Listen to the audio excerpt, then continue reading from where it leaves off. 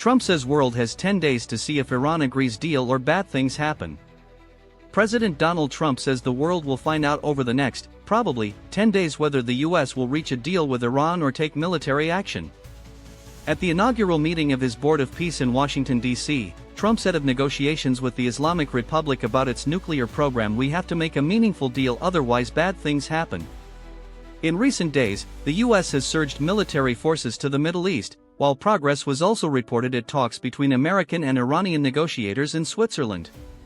Democratic lawmakers, and some Republicans, have voiced opposition to any potential military action in Iran without congressional approval. In his remarks, Trump noted that Special Envoys Steve Witkoff and Jared Kushner, who is also Trump's son-in-law, had some very good meetings with Iran. "It's proven to be, over the years, not easy to make a meaningful deal with Iran," he said. "Otherwise bad things happen." One day earlier, White House Press Secretary Caroline Leavitt warned that Iran would be very wise to make a deal with the U.S., adding that Trump was still hoping for a diplomatic solution over Tehran's nuclear program. When Trump first announced the Board of Peace, it was thought to be aimed at helping end the two-year war between Israel and Hamas in Gaza and oversee reconstruction. But in the last month its mission has appeared to go beyond one conflict, with many wondering if the Trump-chaired board, made up of about 24 countries, is meant to sideline the United Nations. U.S. missile and aircraft struck 3 Iranian nuclear facilities in June last year, and the White House was reportedly discussing new attack options this week. American forces have been ramping up their presence in the region in recent weeks, including the deployment of the USS Abraham Lincoln aircraft carrier. However, the BBC understands that the British government has not given permission for the US to use UK military bases to support any potential strikes on Iran. In previous military operations in the Middle East, the US used RAF Fairford, in Gloucestershire, and the UK overseas territory of Diego Garcia, in the Indian Ocean.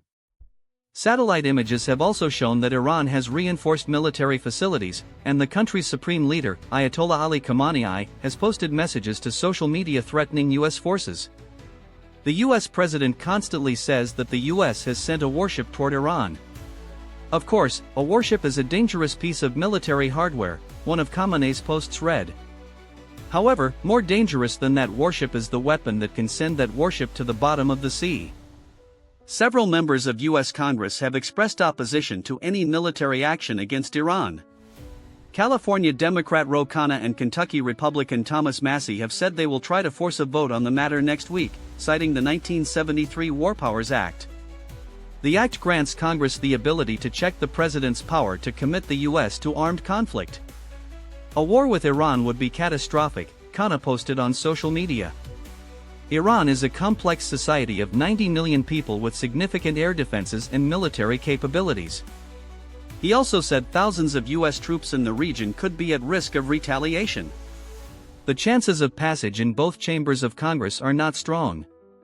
In January, Senate Republicans blocked a similar war powers resolution that would have required the Trump administration to obtain congressional approval before launching further military operations in Venezuela following the capture of Nicolas Maduro.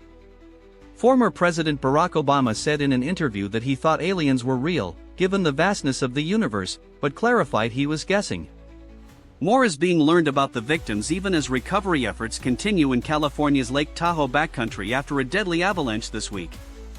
Recent deadly incidents in California and Europe are putting avalanches and how to avoid them in the spotlight. Sarah Smith explains why so. No Americans, beyond Epstein and Maxwell, have faced criminal investigations. Trump said it looks like Hamas will disarm, even though there are signs the group is regrouping. Copyright 2026 BBC. The BBC is not responsible for the content of external sites. Read about our approach to external linking. You have reached the end of our in-depth report. For more deep dives into global affairs and breaking news updates, please subscribe to Neuron News Global and enable all notifications. Stay informed, stay ahead. See you in the next broadcast.